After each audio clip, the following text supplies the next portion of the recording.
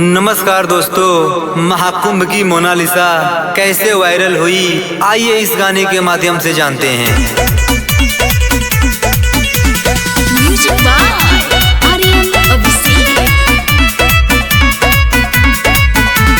परियों की रानी देखो कहाँ से आई, रूप से अपनी पागल बनाई। परियों की रानी देखो कहाँ से आई, रूप से अपनी पागल बनाई।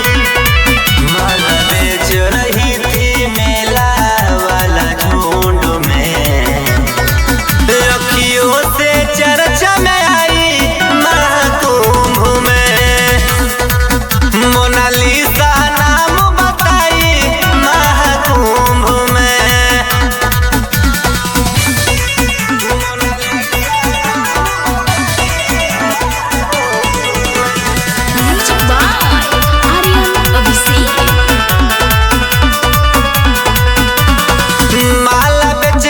फेमस हो गई, मीडिया पागल उसके लिए भाई।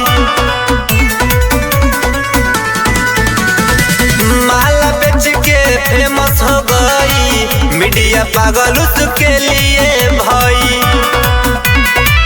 वो सोच रही थी मैं हूँ एक बूंद में, अखियों से चर्चा में आई महाकुंभ में। मोनालिसा नाम बताई महाकुंभ में।